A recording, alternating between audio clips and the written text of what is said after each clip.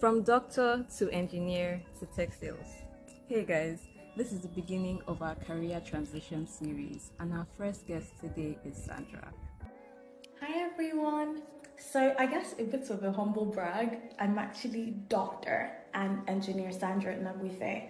So this speaks to what I was doing. I went to medical school for 6 years. I'm a doctor, but during my degree, I knew that I didn't want to practice medicine, at least not yet.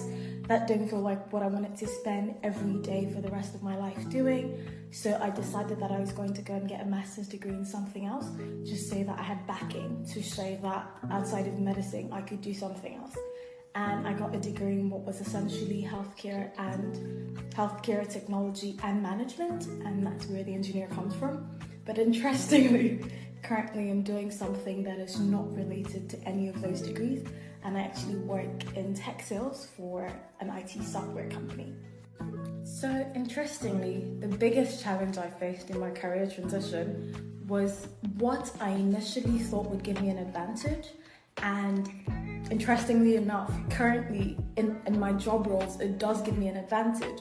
But in actually getting the jobs during interview, it was the major challenge, and it was the fact that I was a doctor.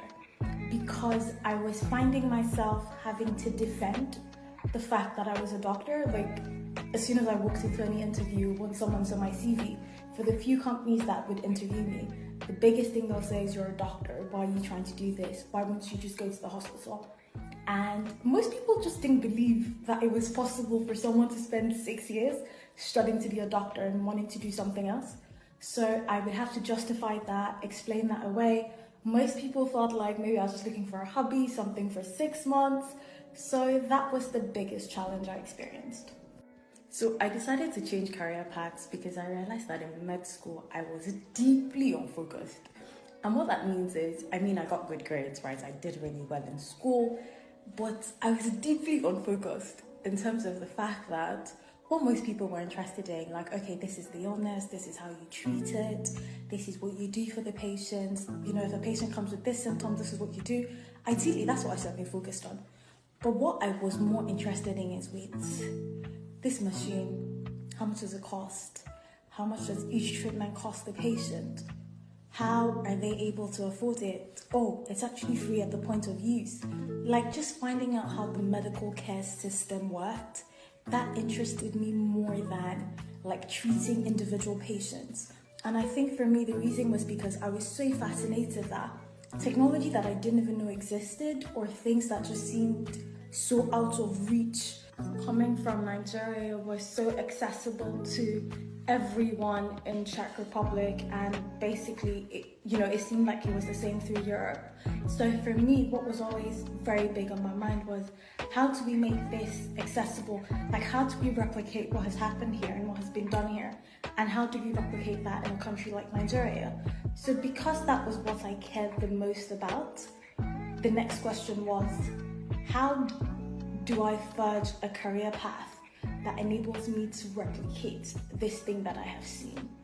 Like, will being a doctor every day in the hospital enable me to do that, or afford me the ability to do that? Maybe, maybe not. But this was just what I was more interested in: business, technology, how it affected healthcare and how that could be transferred. So that's essentially what I feel like I'm pursuing in the career path that I've chosen to go down.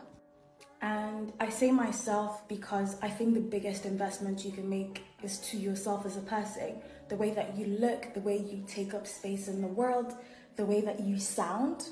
And I know I digress, but there's this guy from Big Brother, I think his name was Hermes, and people were making fun of him for the way that he speaks currently. And I was thinking that in most roles I've gotten after my degree, no one has actually asked to see the degree that I got. It was just more my interaction with people and what it seemed like I was able to achieve, how I came across to them, how they perceived me, the network I've created, but the jobs I've taken and opportunities that I've been offered that I ended up not taking. It was really about me. And to be completely honest, my master's degree is still with my university. So I think investing in yourself, because that's the one thing that you take with you. So I say all that to say, do the course, get the degree, get the skill set, because if you don't have those on your CV, you wouldn't get in the room. Like, I've gotten interviews because people have said, oh, you're a doctor, that's fascinating. But then they never asked me about my medical degree, or like, oh, you got such a good grade in your master's. But then they never, like, they don't even know enough to ask me about those other things. But it's my interaction with them, what I've learned about the specific industry. So I say all this to say, be a person who is curious. If you want to change career paths, fair enough. Figure out what you want to do, learn. So that ability to learn is definitely transferable. And what you have, in regardless of what field you decide to go to, is yourself. So that is very important. So if I looked back in time, what I'd say that I wish someone could have told me about changing career paths is, number one, change is the only constant thing in life. And what that means is, in the journey of finding a new career, you might do a few things that you would not like, and that's perfectly fine. It doesn't mean you've made a wrong decision. It doesn't mean that the world is falling apart because this one thing you've done after leaving this stable career doesn't quite work out for you, or you don't like it. It's just part of the process. So it is gradual. It might take time for you to find what you love, but that's okay. That's perfectly fine. Or sometimes actually you might end up going back to the career that you left. But again, that's fine, because you've gone, you've explored, and you've seen that, you know what, I am at a place where I am now ready to do this thing that I left. So there's no shame in that. There's no shame in saying I've experienced everything else and now I'm ready to come back to what I left. It is your life, you make the rules. The second thing I wish someone would have told me is the fact that a year is a very small amount of time. Like, back then when I left school, if I found out I had to like take a course or learn a language and it could potentially take up a year of my life, or I'd be like, oh my god, a year is so long, everyone would be so far off in that year. But then you realize that in the grand scheme of things, a year is so small, and there's so many people I know personally who taking up the 6 months, the 1 year, even the 2 years to invest in a skill and to learn something, even though it seemed like in that time of their lives everyone was moving so quickly and they were held back. By the time they were done, it changed the trajectory of their lives so massively. So in the grand scheme of things, you know what, learn the course, get the degree. It's such a small amount of time, and in the big picture, it wouldn't matter, you'll be fine. I'd say 1000% yes. It hasn't always been easy. I have questioned my choices and my decisions a lot of the time. I constantly meet people who are certain I've made the wrong decision, but I love the life that I have. It is my life. I get only one shot at this, and for me it is very important to ensure that I am living a life that I am happy with, that I am living a life that I feel like is in line with what God has planned for my life. So for that reason, you know, I'm happy to make certain choices, and so far for me has been worth it, because I've been in spaces where if I never transitioned I would have never been. I've been in countries, I've been in different rooms where if I had said I had to follow this linear path, I would never be there. So for me, it has definitely been worth it.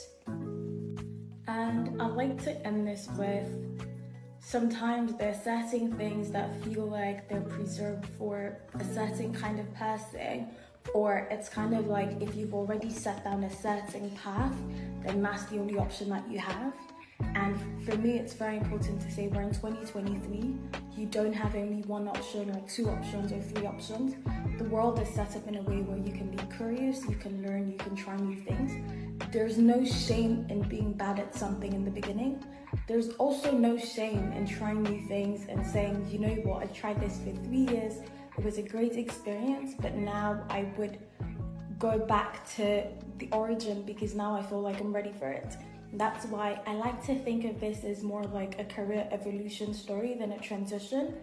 I work in tech sales right now. I love it, but I don't even feel like the end goal is tech sales.